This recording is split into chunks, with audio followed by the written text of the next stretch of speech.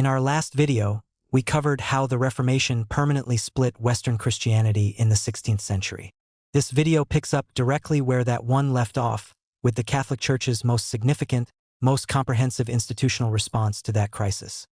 The Council of Trent. Convened across nearly 2 decades and multiple separate sessions, this council didn't just respond to Protestant criticism, it fundamentally reshaped how Catholic doctrine, worship, and clergy discipline would function for the next 4 centuries, right up until the Second Vatican Council in the 1960s. This is genuinely one of the most consequential single events in the entire history we've been tracing throughout this series. Welcome to Pope Pulse. If you haven't seen our previous video on the Reformation, that's worth watching first for the full context behind why this council became necessary in the first place.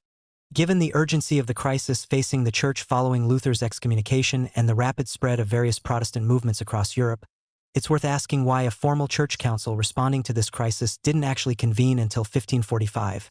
nearly a quarter century after Luther's initial excommunication in 1521. The delay stemmed from a genuinely complicated combination of political and institutional obstacles. Various European monarchs, particularly the Holy Roman Emperor Charles V,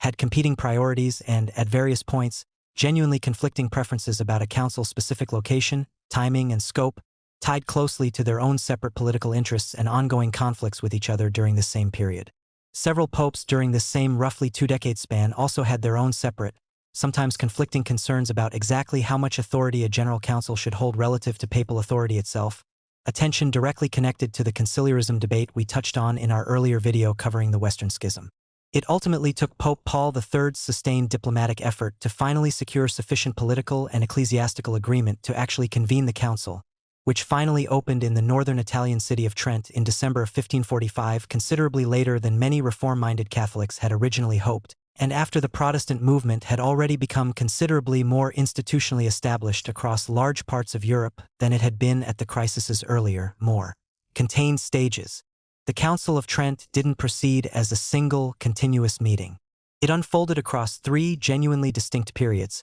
separated by significant gaps, spanning from 1545 to 1563, a full 18 years from its opening session to its formal conclusion. The first session, running from 1545 to 1547, addressed foundational doctrinal questions directly challenged by Protestant reformers, including the fundamental relationship between Scripture and church tradition as sources of religious authority. A significant gap followed, driven by renewed political conflict and disagreements about the council's location, before a second session resumed in 1551 and 1552,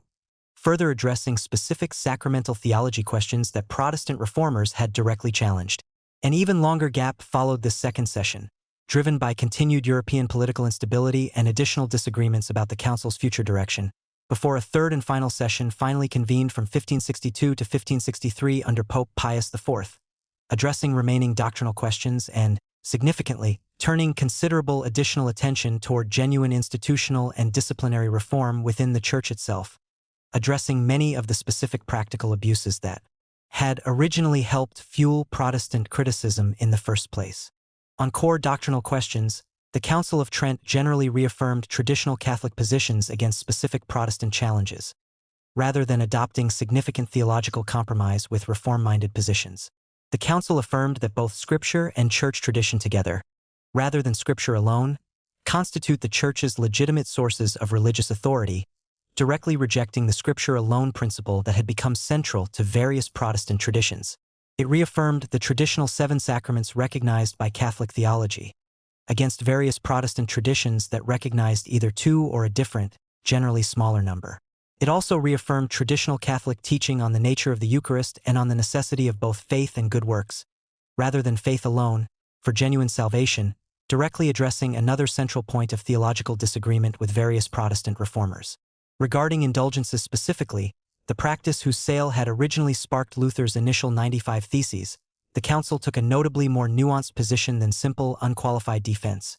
It reaffirmed the underlying theological legitimacy of indulgences in principle, while simultaneously condemning specific documented abuses in how they had actually been sold and marketed in practice, and implementing genuinely significant new restrictions on the practice going forward. A clear acknowledgement that at least some of the specific practical criticisms originally raised had genuine merit, even while the Council rejected the broader Protestant theological challenge to indulgences as a concept entirely. Beyond doctrinal questions, the Council of Trent implemented a genuinely wide range of practical institutional reforms that meaningfully changed how the Catholic Church actually functioned on the ground, in ways that had lasting effects for centuries afterward. The Council established new requirements for formal seminary training for priests, addressing widespread concerns about inadequately educated and inadequately prepared clergy that had been a genuine,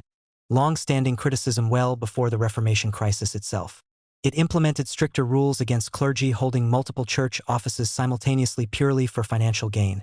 a specific abuse we mentioned in our previous Reformation video as one of the genuine grievances that had helped fuel the original crisis. It also established clearer, more standardized requirements around bishops actually residing within their own assigned diocese, rather than remaining absent for extended periods while still formally holding that specific office and its associated income. The Council additionally commissioned the eventual standardization of the Roman Missal and Roman Catechism, producing considerably more uniform, standardized worship practices and religious instruction materials across the entire Catholic world, replacing what had previously been a considerably more locally varied set of specific regional liturgical practices and materials, and establishing a level of doctrinal and liturgical uniformity that would remain broadly in place for roughly the next. For centuries, what makes the Council of Trent genuinely remarkable, beyond its immediate historical context, is just how long its specific decisions actually remained the settled operative framework for Catholic doctrine, worship, and clergy discipline afterward. The specific doctrinal positions, disciplinary reforms, and liturgical standardization established across these three sessions remained the Catholic Church's essentially unchanged operating framework for roughly the next 400 years, right up until the Second Vatican Council convened in the 1960s, a topic we'll cover in considerably more detail in an upcoming dedicated video given its own genuinely significant, comparably transformative institutional impact. This remarkably long period of relative doctrinal and institutional stability following Trent stands in fairly notable contrast to some of the more turbulent, rapidly shifting periods we've covered elsewhere in this series, including the Western Schism and the Avignon Papacy. This durability reflects, in part, the genuinely thorough, comprehensive nature of the reforms themselves, addressing both doctrinal clarity and practical institutional discipline simultaneously, rather than settling for one without meaningfully addressing the other, a combination that gave the Council's decisions unusually broad, lasting institutional traction compared to some earlier, more narrowly focused reform efforts we've discussed elsewhere in this series. Several elements of Catholic institutional life that remain recognizable today trace directly back to reforms first formally established at Trent. The seminary system for priestly formation, still in operation today in a form directly descended from Trent's original requirements, the emphasis on standardized, centrally coordinated worship practices, and the general institutional emphasis on formal clergy education and discipline all reflect this Council's genuinely lasting, foundational institutional legacy. Understanding Trent also helps make sense of why the eventual changes introduced centuries later by the Second Vatican Council felt, to many Catholics alive at that later time, so genuinely significant and, to some, so disruptive. An entire institutional framework that had remained essentially stable and unchanged for roughly 4 centuries was, at that later point, undergoing genuinely substantial revision for the first time since Trent had originally established it.